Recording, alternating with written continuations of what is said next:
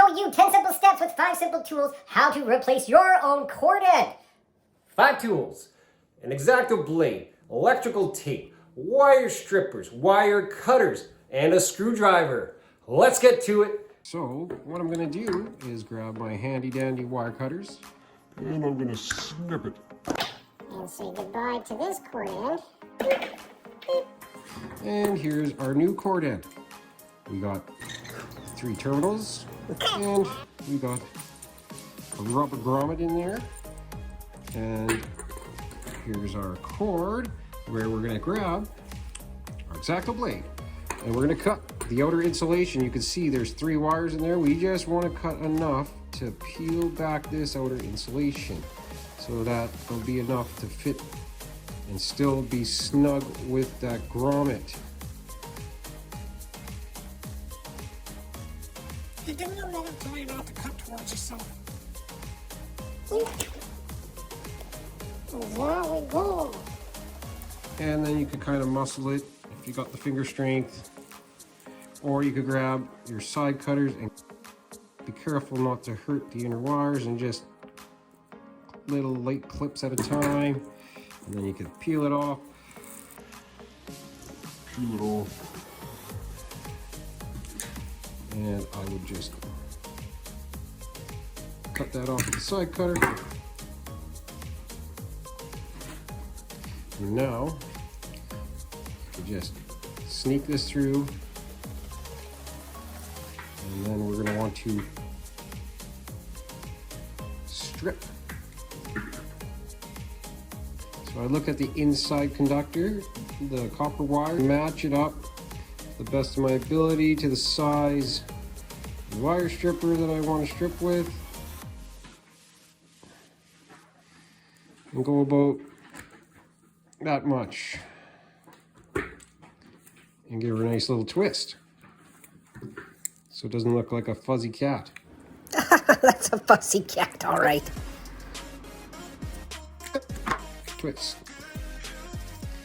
And sometimes you can see that there's a bit of oxidation on a wire. Well, what I would do is I'll grab some sanding paper and I would sand it to get nice and shiny for best connection. You made proper connection. So now we want a neutral ground right here, and that's going to be the neutral ground prong. So I'll usually start with that. And you want to get it right in there. Hold it in place. Grab your handy dandy screwdriver. This is an S1 bit for Robinson. Tighten that up, snug, and a little bit more. Give it a tug. It's not coming off. And then these two don't matter which way they go. It's alternating current, so yeah, just put them in either or.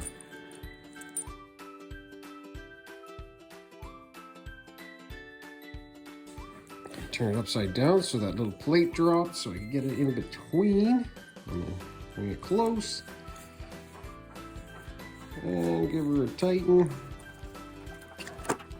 Now, that looks good. Pull. That looks good. There's a little key here.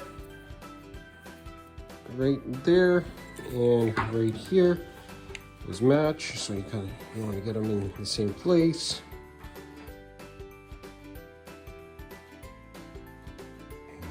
And now we're in roughly the right spot.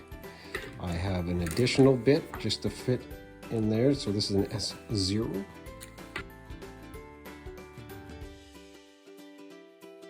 It's not fitting perfect, so back off a bit and match up the screws.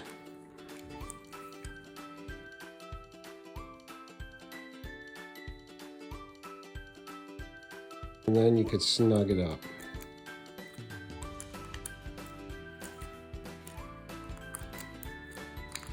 So we got a good seal there.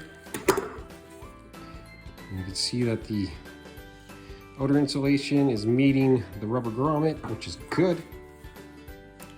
This is more of a Arctic cord end. Oh, I need to change my bit there to the S1. There we are.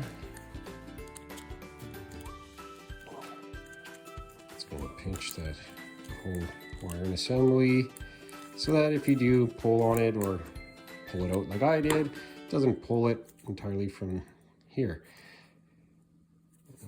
That is nice and snug, and what I like to do to finalize it, to give it a little extra protection, especially when you're in the northern climates, these wires, even if they're rated for -40, they still crack on you.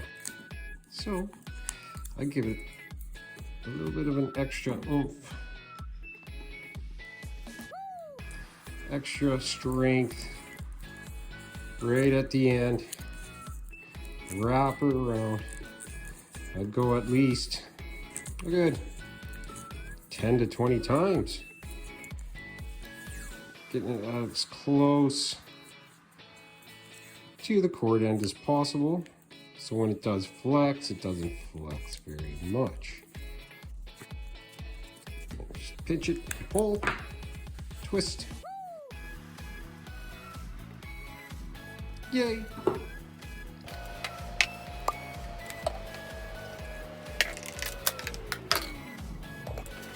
Biting out of the blue corner, there you have it. You learned how to replace your own cord end. Next video, I'll show you how to check Check your block heater with a multimeter. Like and subscribe if you liked the video.